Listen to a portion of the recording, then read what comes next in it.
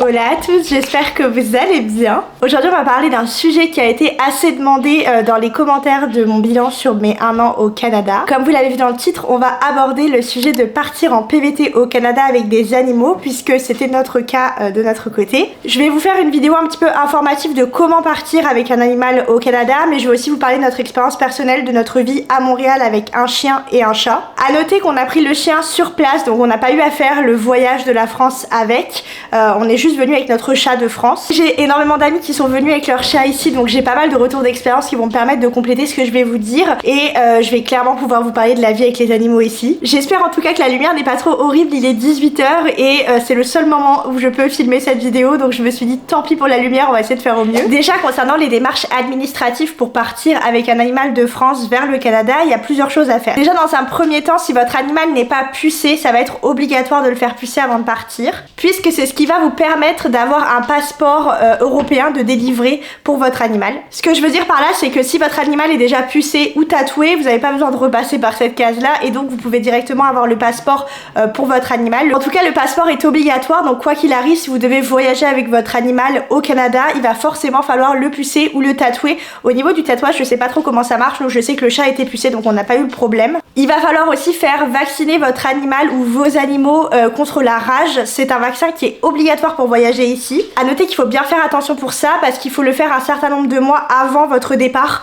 Donc toujours bien vous renseigner bien avant de partir pour savoir quand est-ce qu'il faut faire vacciner votre animal si ça n'est pas fait. Donc petit conseil, renseignez-vous bien à l'avance au niveau de cette vaccination là, combien de temps à l'avance il faut le faire et faites-le au plus tôt en fonction de votre date de départ. Renseignez-vous auprès de votre vétérinaire, je pense qu'il saura bien mieux vous renseigner que moi. A noter que suivant la race de l'animal ou tout simplement la sorte d'animal, ça peut être autre chose qu'un chat et un chien, faut peut-être vous renseigner auprès de votre vétérinaire puisqu'il y a peut-être des documents ou des vaccins en plus à faire et pour le coup je suis pas vraiment renseignée là-dessus, je m'en excuse. On a d'ailleurs Riven qui veut vous dire coucou dans la vidéo, viens, dis hi, viens là, rapproche-toi, bisous maman, d'ici, bisous ici, vous la voyez un petit peu là dans le miroir.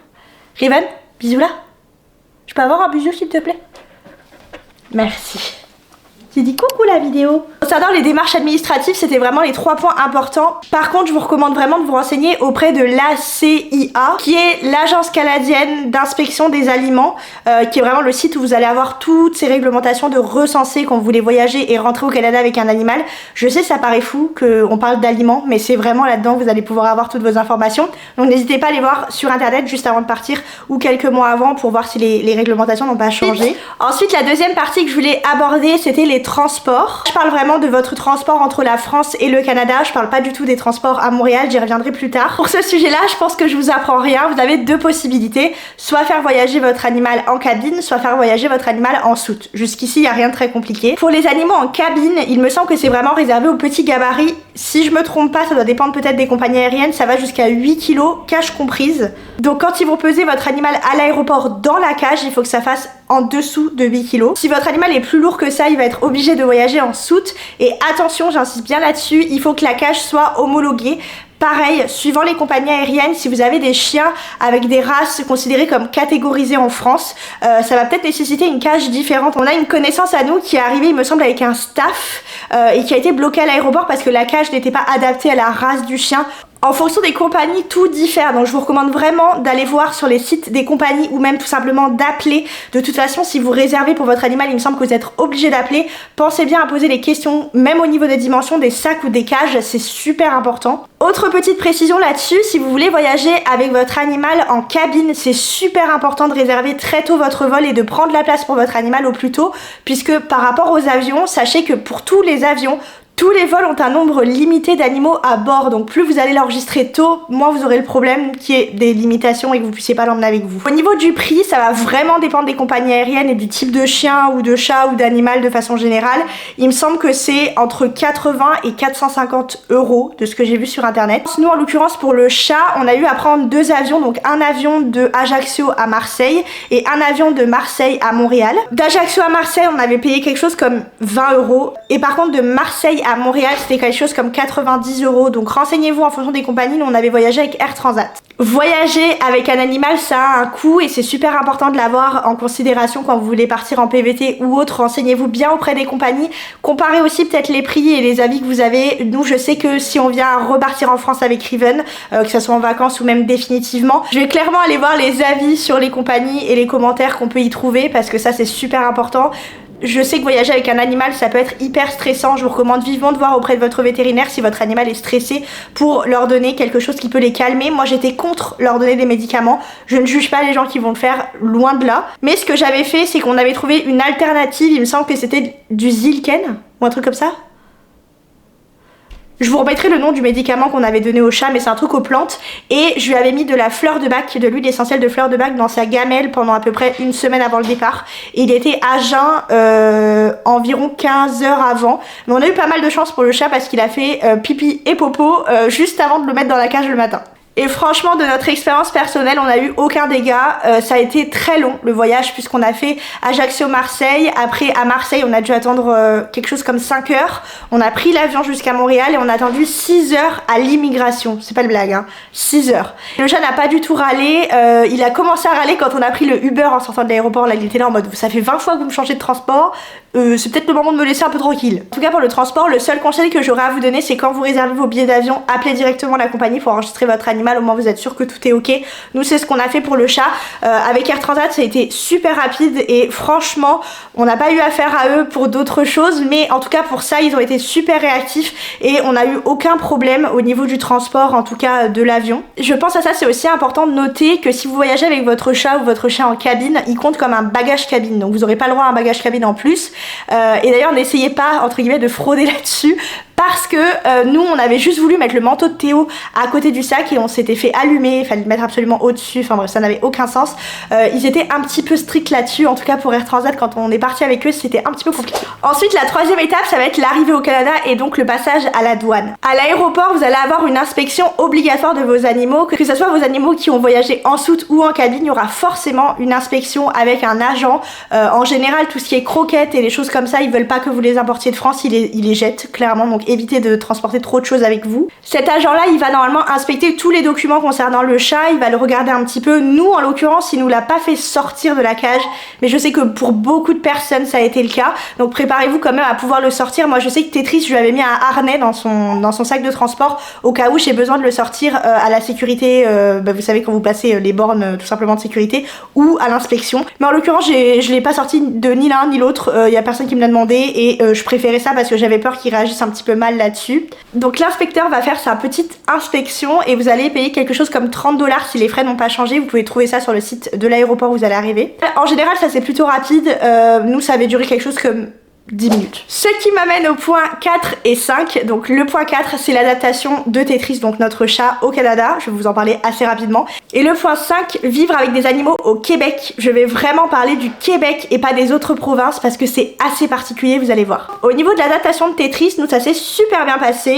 Quand on l'a sorti du sac de transport arrivé au Airbnb, il était un petit peu dérangé, il se demandait où il était. Nous ce qu'on avait fait, c'est qu'on était allé acheter des litières portables jetables que vous pouvez juste enlever le dessus. Ça fait comme une litière où il peut faire puis vous la jetez directement. Bah après, libre à vous d'acheter directement la cage à litière. Nous, je sais qu'on rachetait celle des anciens locataires de l'appartement où on est, donc on n'a pas voulu en acheter une deuxième. Mais les litières jetables comme ça, c'est vraiment bien. Vous pouvez les trouver partout, que ce soit dans les Dolorama, dans les supermarchés ou même chez les dépanneurs. Souvent, il y en a, donc je vous recommande vivement d'aller voir pour ça. Au niveau de notre chat, nous, c'est un chat d'intérieur, donc il ne sort pas, ce qui fait qu'on n'a pas forcément eu de difficultés ou de gros changements par rapport à la France. Si ce n'est que je pense qu'il est beaucoup plus heureux ici parce qu'en France, on avait un tout petit appartement et là, on a 93 mètres carrés, donc il est au paradis. Maintenant, on va parler de vivre au Québec avec des animaux. Et là, j'ai beaucoup de choses à vous dire. Déjà, je vais être 100% transparente et je pense que si certains Québécois passent sur cette vidéo, ils me rejoindront sur ce que je vais vous dire. Le Québec n'est clairement pas la meilleure province du Canada pour avoir un chien.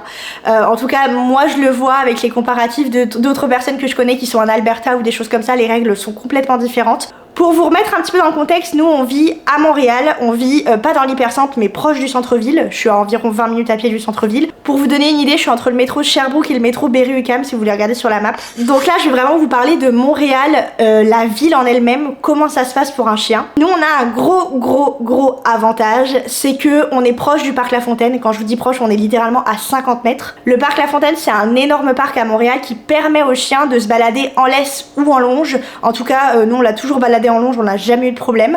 Et il y a un énorme parc à chiens là-bas aussi qui permet aux chiens de pouvoir se défouler. Et on a un petit parc en bas de chez nous qui est une sorte de jardin communautaire où elle a le droit d'aller.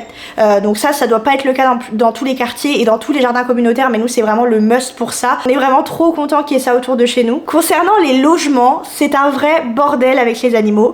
Ici, il n'y a pas de loi qui est passée comme en France qui oblige les propriétaires d'accepter les animaux et qu'ils ont en gros ils ont interdiction de refuser. Ici, ils ont carrément le droit. Par exemple, moi j'ai mon amie Mélissa qui a un Spitz japonais qui est clairement un chien de beaucoup plus petit gabarit que Riven. Nous, notre chien c'est un berger australien, donc c'est quand même un chien quoi.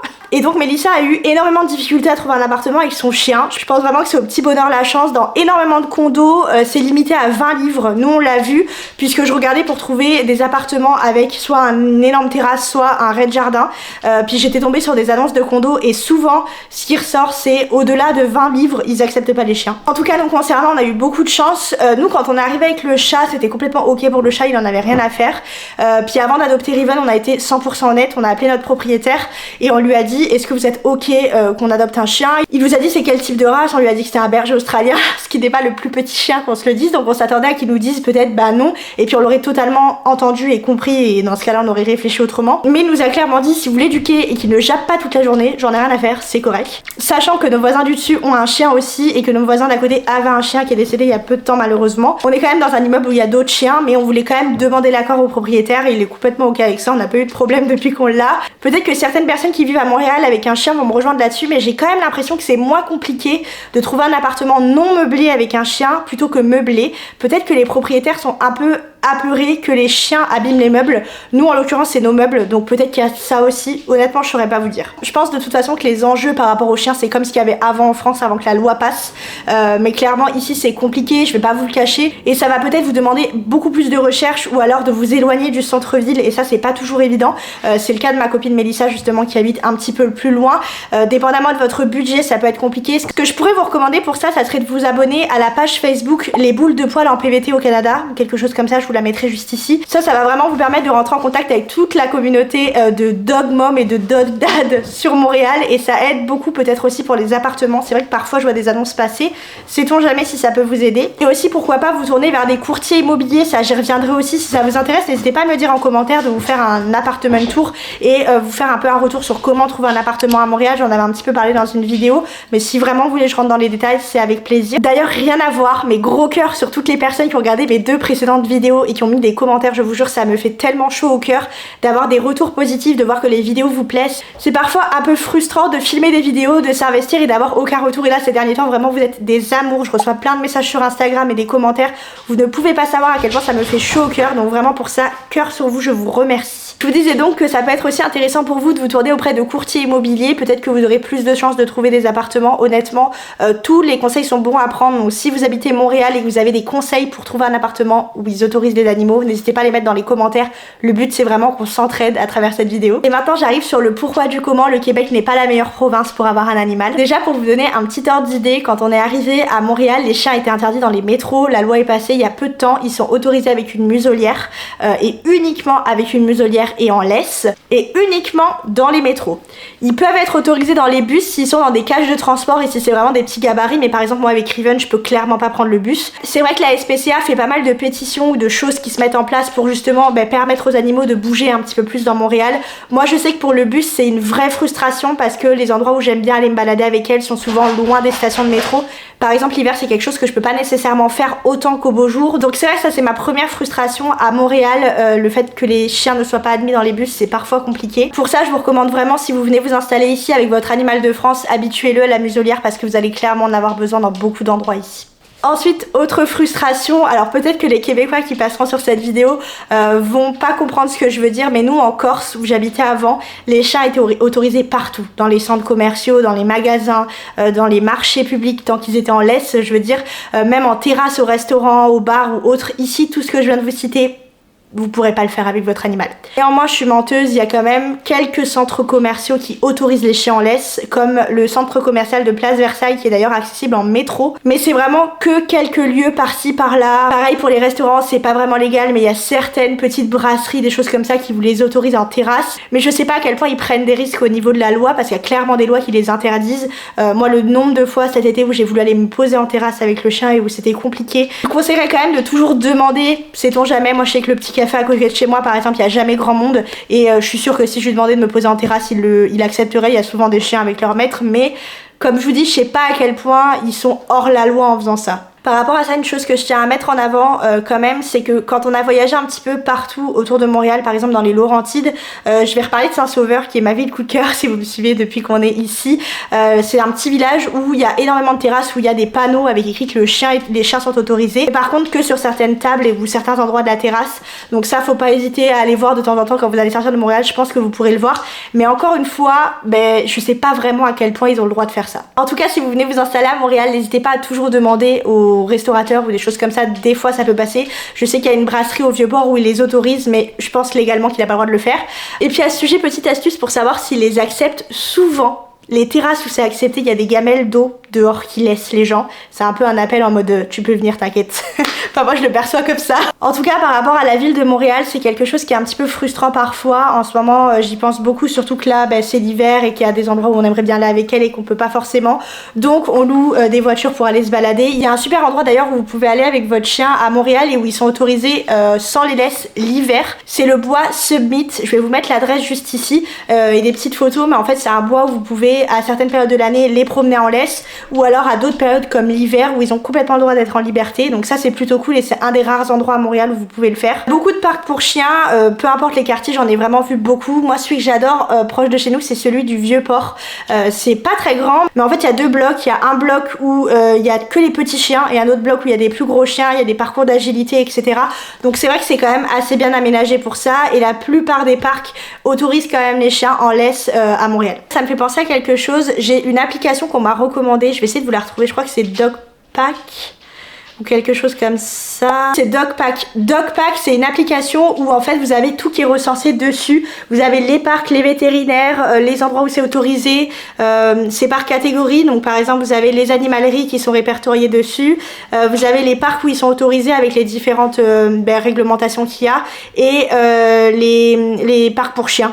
Mais vous voyez sur toute la ville de Montréal vous avez la map et en fait tout le monde répertorie les choses. Donc vous voyez il y a quand même pas mal d'endroits où aller, vraiment beaucoup même. Mais je vous conseille vivement cette app parce que pour le coup ça nous aide beaucoup. Des fois quand je veux bouger avec elle, ça me permet de voir s'ils sont autorisés ou pas. D'ailleurs le parc du Vieux-Port, c'est ça, les fameux parcours d'agilité. Vous voyez pas beaucoup mais là c'est un espèce de tuyau, ils peuvent passer, puis des haies. Donc ça c'est plutôt cool. C'était qu'un petit tips personnel. Maintenant la dernière partie dont je voulais vous parler, c'est les vétérinaires et les frais vétos ici. Comme je le disais dans ma précédente vidéo où je parlais un petit peu de mon bilan des 1 an au Canada, c'est vrai qu'on a pris conscience quand même que les frais vétos étaient beaucoup plus élevés au Canada qu'en France. Ça je vous dis tout de suite, préparez-vous pour ça parce que franchement je pense que ça dépend aussi des lieux où vous allez, des vétos où vous allez. Si vous allez un peu excentré du centre-ville, peut-être que vous payerez moins cher, mais les frais sont quand même très élevés. Pour les animaux, déjà ici vous allez devoir avoir un médaillon de la ville qui est obligatoire pour pouvoir sortir votre chien dans les parcs communs. Donc ça vous faites une petite déclaration en mairie, je sais plus combien ça coûte mais c'est vraiment pas cher, puis il va avoir un petit médaillon avec un espèce de QR code qu'on peut scanner derrière. Mais au niveau des frais vétos, c'est quand même assez élevé. On a pris la décision de prendre une assurance pour Even. On est passé par la plateforme Trupanion qui nous avait beaucoup été recommandée par plusieurs vétérinaires et même par des personnes de notre entourage. Je vous dis pas que c'est forcément l'assurance magique, mais en tout cas elle est assez complète de ce qu'on a vu. Et nous on a pris la décision de prendre quasiment la plus chère. Pour vous donner un ordre d'idée, il me semble qu'on paye 108 $ par mois. Et ça prend 90% des frais vétérinaires. Donc si on a une urgence demain, pour quoi que ce soit, ça sera pris en charge. Donc pour tout ce qui est conditions d'assurance, je vous recommande clairement d'aller voir en ligne directement, mais nous Trupanion pour le moment ça fait l'affaire. Il y a pas mal de choses qui prennent pas en charge quand même, tout ce qui est stérilisation c'est pas pris en charge, les premiers vaccins c'est pas pris en charge, et il me semble que tout ce qui est maladie avant d'avoir assuré l'animal ne sont pas pris en charge non plus. Il y a pas mal d'urgences vétérinaires, de vétérinaires ici, vous aurez vraiment pas de difficulté à trouver. Nous rien que dans notre quartier je crois qu'il y en a 4 genre à 5 minutes à pied autour de chez nous. Mais là-dessus encore une fois je vous conseille vivement d'aller voir les avis puis de vous faire un peu votre avis vous-même en allant vous déplacer là-bas. Nous notre veto nous a été conseillé par d'autres dog dad et dog mom du quartier, donc on est allé vers eux puis on n'a pas regretté. Mais encore une fois je vous ferai le suivi si jamais on a une urgence un jour, de vous expliquer un petit peu comment ça s'est passé. Bref, je crois que j'ai fait le tour de tout ce que je voulais vous mentionner. La vidéo a été assez longue je pense, je m'en excuse, j'espère avoir été claire et avoir abordé tous les sujets qui sont pertinent pour vous. Si jamais vous avez d'autres questions ou d'autres précisions que vous aimeriez avoir ou des conseils, n'hésitez pas à me les mettre en commentaire, je serais vraiment ravie soit de faire une autre vidéo, soit de l'intégrer dans une vidéo FAQ, soit tout simplement de vous répondre. En tout cas je vous remercie encore pour votre soutien puis pour vos derniers commentaires, ça m'a vraiment touchée et puis je suis ravie de pouvoir vous aider à travers mes différentes vidéos et vous montrer notre petite vie ici. Moi ça me permet de me créer des souvenirs et ça permet aussi de vous aider, donc franchement qui dit mieux. En tout cas moi je vous retrouve pour une prochaine vidéo bientôt, je vous remercie encore d'avoir visionné la vidéo jusqu'ici, je vous fais plein de gros bisous et je vous dis à la prochaine, salut!